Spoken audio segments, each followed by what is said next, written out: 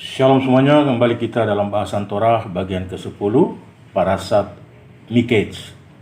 Kejadian 41 ayat 1 sampai 44 ayat 17 dari pengajaran Rabbi Aaron D. Panken. Ketika terakhir kali kita bertemu pahlawan kita Joseph, dia telah dijual kepada pedagang dari sumur yang dilemparkan oleh saudara-saudaranya. Selanjutnya dibawa ke Mesir sebagai budak. Dan yang telah sangat menderita karena interaksinya yang dianggap cabul dengan istri Potifar. Semua jejaknya berakhir di penjara Mesir. Harus dibayangkan, ini bukan momen terbaik dalam hidupnya. Tetapi jika kisah Yosef mengajarkan kita sesuatu, itu adalah keindahan dari ketangguhan dan cara bertahan dalam hidup yang berubah secara tak terduga. Setelah berhasil menafsirkan mimpi dua rekan tahanan, dan dengan rendah hati Yosef menyatakan bahwa kekuatan penafsirannya adalah sepenuhnya berasal dari Tuhan.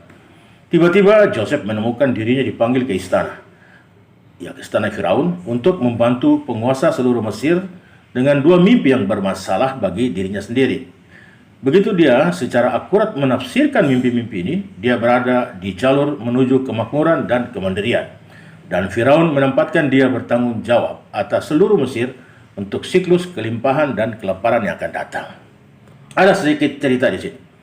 Karena penunjukan Yosef menjadi orang kedua setelah raja mendapat interupsi dari para pangeran dan para pejabat.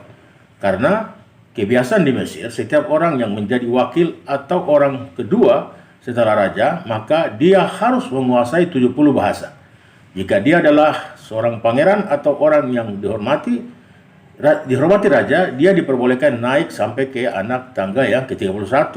Dan raja turun ke anak tangga 36 dan berbicara dengannya. Dan jika dia adalah orang biasa, dia naik sampai anak tangga ketiga dan raja turun ke anak tangga keempat dan berbicara kepadanya. Saat Yosef menafsirkan mimpi Firaun, Yosef naik dan berdiri di anak tangga ketiga dan raja turun ke anak tangga keempat.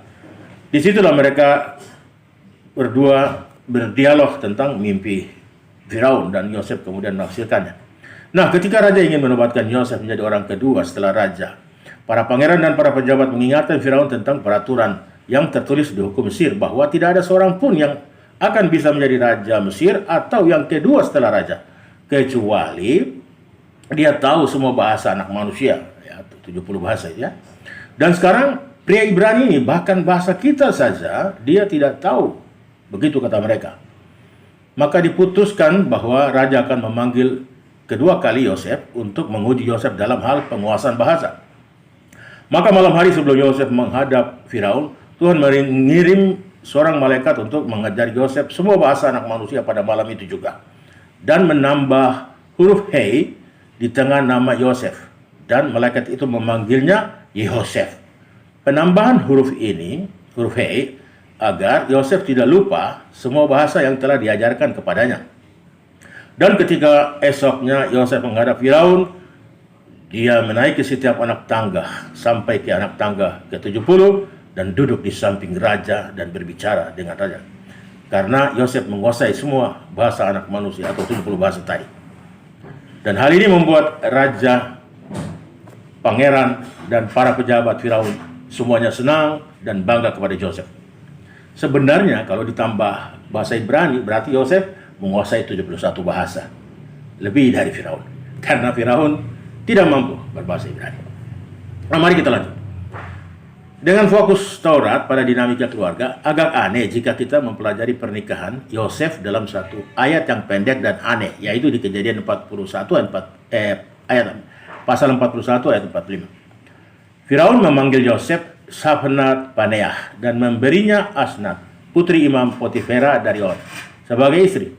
Demikianlah Yosef menjadi penanggung jawab tanah Mesir. Ada beberapa fitur yang luar biasa dari ayat ini. Pertama, tentang beberapa bacaan potensial dari nama Mesir yang baru dianugerahkan kepada Joseph, Safnat Paneah. Rasi, sejalan dengan penerjemah dan komentator sebelumnya, menggunakan akar kata Ibrani Zadi, Ve, dan Nun, yang berarti tersembunyi, untuk menjelaskan bahwa nama Mesir Yosef berarti orang yang menjelaskan yang tersembunyi. Tetapi dia juga dengan mudah mengakui bahwa tidak ada yang mirip dengan Paneah dalam Alkitab. Ini tentu saja nama fungsional yang menggambarkan dengan baik peran kunci yang dipenuhi Joseph. Tetapi Rabbi David Kimsi menolak pembacaan seperti itu dengan tegas mengatakan, ini adalah bahasa Mesir, sama seperti Nebukadnezar menyebut Daniel dan rekan-rekannya dengan nama dalam bahasa Aram. Dan para komentator yang menafsirkan bahwa ini adalah bahasa suci atau Ibrani, sungguh mengherankan bagaimana Firaun bisa memanggil dia dengan nama dalam bahasa suci. Ya, karena kita tahu tadi ya, Firaun tidak bisa bahasa Kudus atau bahasa Ibrani. Poin Radak cukup valid, karena sulit membayangkan dorongan apapun bagi Firaun untuk mempelajari atau menggunakan bahasa Ibrani pra-Yosef atau sebelum kedatangan Yosef di Mesir. Dalam salah satu midrash dikatakan bahwa sekalipun Yosef sudah mengajarkan Firaun untuk belajar bahasa Ibrani, tapi Firaun tidak mampu menguasai sama sekali.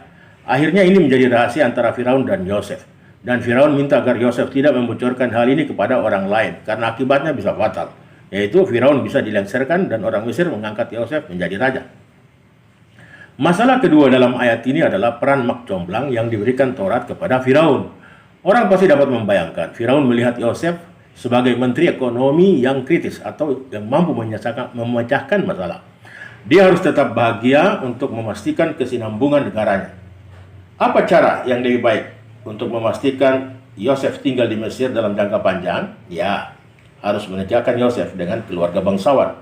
Maka Firaun memilih putri Imam On, seorang pria bernama Potifera. Tetapi siapa sebenarnya Potifera, Imam di On ini? Sekarang kita pasti berpikir bahwa Potifera terdengar sangat mirip dengan Potifar. Para komentator berspekulasi dengan kemungkinan ini. Tapi hanya ada sedikit kesepakatan akhir. Di antara banyak lainnya, dua komentator arus utama, yaitu Rashi dan cucunya Rasbam, Rabbi Samuel ben Meir, mengatakan demikian. Rasbam katakan, Potifera, menurut arti langsungnya ini bukan Potifar. Rashi katakan, Potifera, ini Potifar. Dan dia dipanggil Potifera karena dia dikebiri, karena dia membeli Yosef untuk tidur dengannya. Tuduhan fantastis dari pihak Rashi tentu saja mengejutkan, tapi dia melakukannya dengan jujur. Situasi yang tepat ini dijelaskan oleh Talmud Babilonia, Sota 13b. Dan Potifar, seorang perwira Firaun, membeli dia, Yosef. Raf berkata dia membeli Yosef yang tampan untuk dirinya sendiri, untuk tujuan homoseksual. Tetapi tidak dapat memenuhi keinginannya karena malaikat Gabriel datang dan mengebiri Potifar. Kemudian Gabriel datang sekali lagi dan memutilasi dia atau uefeiro di bagian tubuh yang sama. Hal ini disinggung dalam ayat-ayat yang menulis nama Potifar secara berbeda. Awalnya ditulis Potifar, Kejadian 39 ayat 1, dan pada akhirnya ditulis Potifera, Kejadian 41 ayat 45. Perubahan namanya menunjukkan bahwa sebagian dari dirinya telah dimutilasi. Kesamaan antara uveiro atau memutilasinya dan dua suku kata terakhir Potifera, Talmud menyusun kisah aneh yang melayani dua tujuan narasi. Pertama, menggambarkan Potifar sebagai predator seksual, sehingga membentuk kembali seluruh interaksi antara istri Potifar dan Yosef dalam Kejadian 39. Dalam bacaan ini, Yosef tidak lain adalah objek yang diperebutkan Potifar dan istrinya. Sekarang mereka berdua adalah pemangsa yang maniak. Betul-betul maniak. Kedua, bacaan ini menjelaskan kesamaan antara nama Potifar dan Potifera, sesuatu yang tidak pernah disebutkan secara eksplisit oleh Taurat. Otoritas Spanyol Rambam kemudian memperluas interpretasi Rashi dan Talmud dengan mengatakan, dan saya katakan bahwa menurut kata-kata para rabi kita, Potifar adalah seorang pelayan Firaun ketika tubuhnya dikebiri dan mereka mengetahuinya dan kemudian mereka memanggilnya Potifera. Dia malu tentang masalah itu dan dia meninggalkan pelayanannya dan membawa dirinya ke rumah penyembahan berhala. Dan dia menjadi imam untuk ibadah dalam rumah penyembahan berhala. Karena demikianlah kebiasaan orang-orang terhormat yang dikebiri.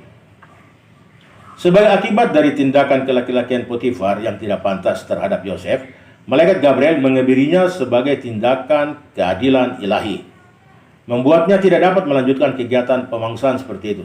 Ketika orang-orang di sekitarnya melihat apa yang telah terjadi, mereka memberinya gelar ejekan dengan apa yang terdengar seperti akhiran Ibrani yang lebih feminim. yang mencerminkan kurangnya seksualitas laki-laki yang baru ditemukannya. Meskipun tidak banyak bukti Alkitabiah untuk pembacaan semacam itu, interpretasi yang menarik dan menyenangkan membantu meningkatkan ketenaran Yosef, bahkan ketika itu semakin menurunkan status Potifar yang jahat, sebagai tanggapan atas dosa sebelumnya dalam menganiaya Yosef. Namun, pertanyaan terakhir tetap ada. Mengapa di dunia ini, mengingat hubungan mereka sejauh ini ya antara Yosef dan Potifar, kenapa Firaun ingin Yosef menikahi putri Potifar? Jawabannya sebenarnya cukup logis. Potifar adalah satu-satunya orang Mesir yang berstatus dan yang menyimpan dendam terhadap Yosef, mengingat sejarah mereka sebelumnya. Jika putri Potifar sekarang menikah dengan Yosef, Potifar akan dipaksa untuk mendukungnya. Keadilan dicapai ketika komentator menamai situasi ini netral, yang kemudian menetralisir Potifar dan akan mengakhiri seluruh cobaan yang kejam dan memastikan bahwa Yosef siap untuk sukses dalam karirnya di pemerintahan Mesir. Terima kasih sudah mendengarkan. Semoga hati kita dipenuhi dengan air kehidupan. Amin. Salam sehat selalu.